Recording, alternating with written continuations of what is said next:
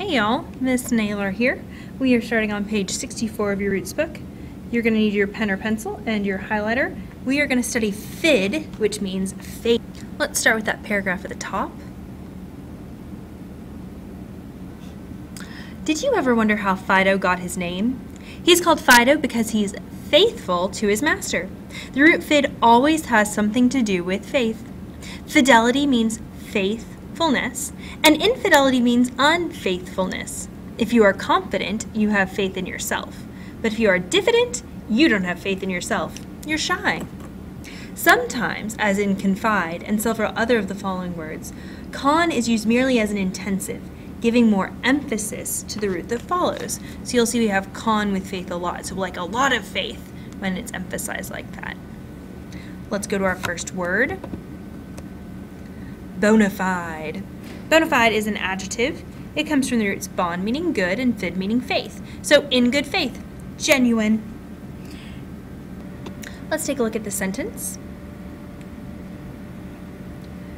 They made a bona fide offer on the house. So their offer was made in good faith. They really meant they were going to pay that if it was accepted as an offer.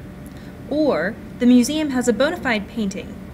If you think about that, so the painting is genuine, it's real. It really was done by that artist. Next is confidant. Now look, this has an A. It is not confident, it is confidant. Those are two different words. We'll have both of them. From the roots con as an intensive and fid meaning faith. It is a noun meaning a person one confides in. So here we have a little girl, and her confidant is her grandmother here. She confides in her grandmother. She tells her things because she has faith. She won't share them. All right, then we have confide, right?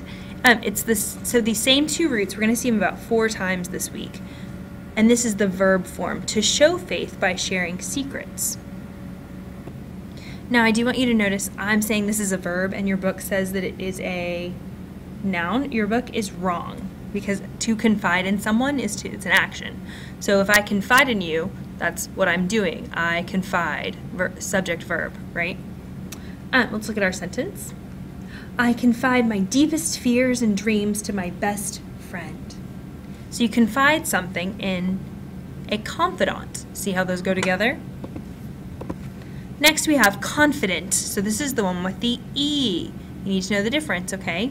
Confident with an E is an adjective, having faith in oneself, self-assured. So remember the same two roots, con and fid. And I really liked this over here. This is a very, very confident kitten because he sees himself as a lion. What matters most is how you see yourself, is what he thinks. So he's a very, very confident kitten, thinking that he is a lion deep down inside, right? And then we have confidential. It's an adjective as well, marked by intimacy or willingness to confide. So what I always think of when I think of the word confidential is like a top secret file, something that has classified stamped on it. That's what confidential means. Here's our sentence. What I'm going to tell you is confidential. You can't tell anybody else. Then we have diffident. From the roots diff meaning not and fid meaning faith. It means that you don't really have a lot of faith. You don't have faith in yourself, in fact. It's an adjective, and it refers to being shy or timid. So here we have a kiddo who maybe he's up there for the spelling bee, but gets up there, he gets a little scared because he's a little bit shy and timid, right? Fidelity is a noun, and it means faithfulness. You'll notice there are no other roots here, so it just has the root fid in it. His fidelity to the party platform was questionable, is our sentence. And what that sentence means is that his fidelity, his faithfulness to what his political party believes was something that people weren't real sure of. Maybe he wasn't showing all that much fidelity, right? A couple of different ways we use fidelity. We use fidelity to talk about like if you are showing fidelity to your country.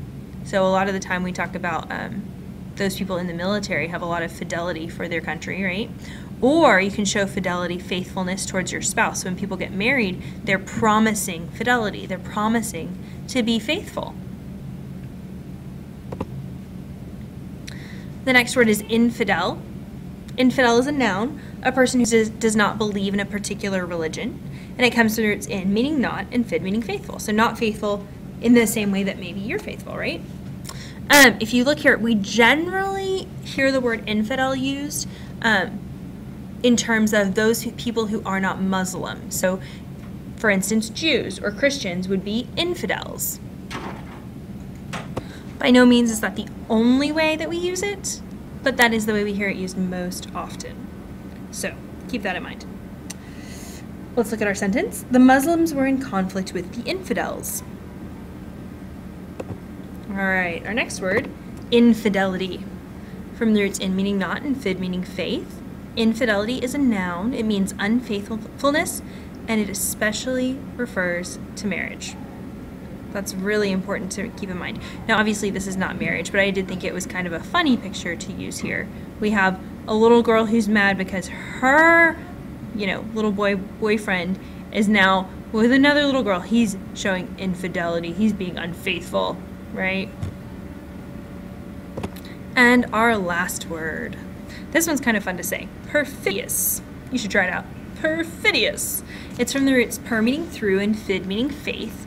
So those two words both show up in the definition, but if you put them together, you need the other words to help. So it's an adjective meaning deceiving through a pretense of faith. Treacherous.